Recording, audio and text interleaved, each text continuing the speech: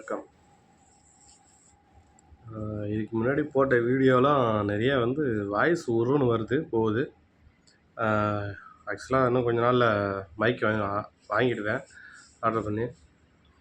எதுக்கு இந்த பதிவு ஓன் வாய்ஸ்ன்னு வச்சுக்க, எல்லோரும் பேசுகிறத நம்ம பேசணும் அப்படிங்கிறதில்ல. முடிஞ்ச அளவுக்கு சுயமரியாதைன்னு ஒன்று இருக்குது, அதுக்கு தகுந்த மாரி நம்ம லைஃப் ஆகணும். ஆனால் நானே எவ்வளோ நாளாக என் சுயமரியாதையை இழந்துட்டேன் அப்படின்னு தான் நான் ஃபீல் பண்ணுறேன் இப்போலாம். ஏன்னா நிறைய பேர் நம்மளை நக்கல் பண்ணுறாங்க, இன்சல்ட் பண்ணுறாங்க போகிறாங்க.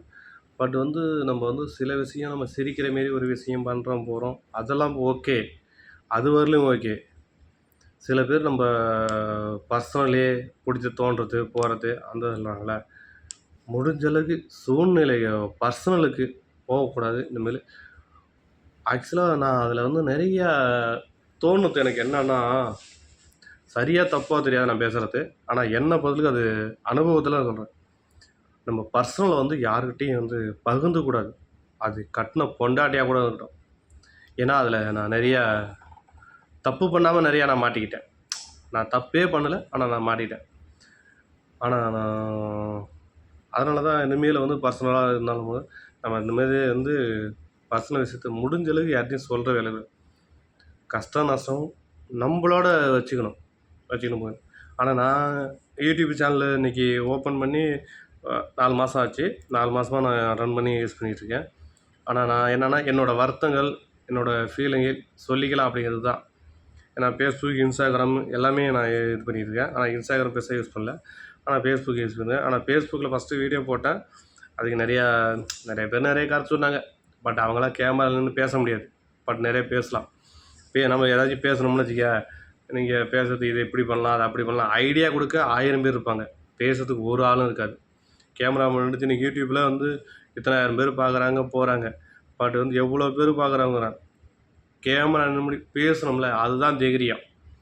இப்போ விஜய் கட்சி ஆரம்பிச்சிருக்காப்புல, போயிருக்காப்புல, எவ்வளோ படம் நடிச்சிருக்காப்புல, ஏன் தைரியமாக இன்னும் பேட்டி நியூஸ்லாம் பேச முடியல? அண்ணன் சீமான் எவ்வளோ பேசுகிறாப்புல, எல்லாத்துக்கும் எல்லாம் தெரியுமா வந்துடாது. யார் என்ன திறமை வருமோ அதுதான். ஆனால் நான் நிறையா பேசுவேன் போவேன். ஆனால் என்னன்னா, எல்லோரும் இது அதுங்கிறதால நான் அது பேசலை.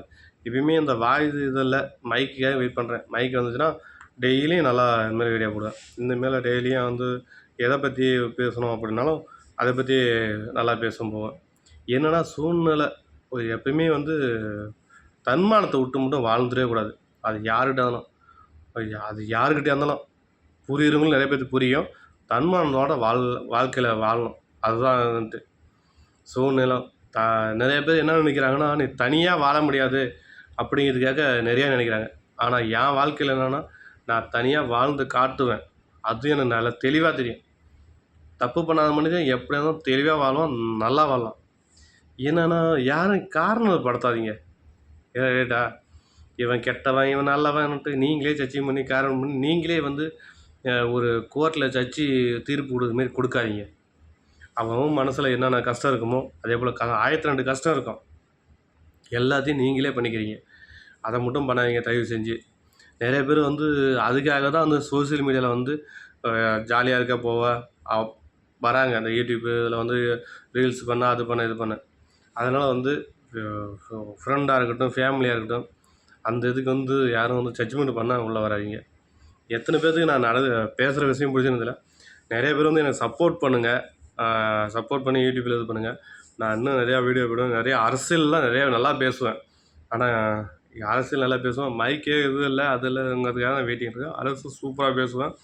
அரசியல் நான் அப்போலேருந்து நான் தமிழர்கள் தான் இருக்கேன். நான் கட்சியெல்லாம் சேரல போல்.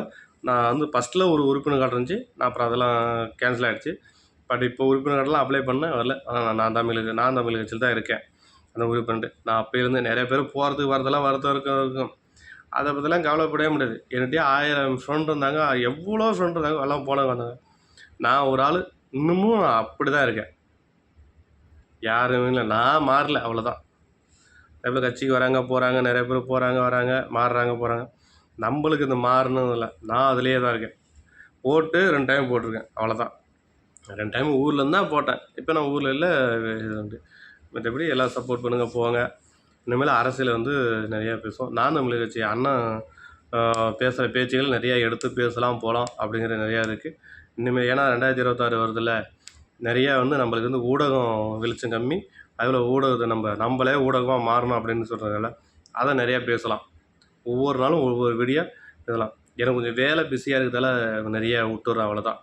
மற்றபடி வேலை பிஸியாக இல்லை அப்படின்ட்டு இப்பயுமே இடம் நம்மளுக்கு வந்து சரியான இடம் கிடைக்கிறதில்ல. கிடைக்கிற இடத்துல உட்காந்து ஸ்டாண்ட் வச்சு பேசுகிறோம் போகிறோம், அவ்வளோதான். நிறைய பேசலாம். ஆனால் புள்ளி விவரங்கள் நிறையா தெரியும். விஜய் ஏனிக்கு புள்ளி விவரம்லாம் பேசுறதில்ல, நம்ம புள்ளி விவரத்தோட நிறைய பேசலாம். ஓகே, பாருங்கள், பார்த்து எனக்கு சப்போர்ட் பண்ணிங்கன்னா நிறையா என்ன பேசலாம். ஓகே, பாய்.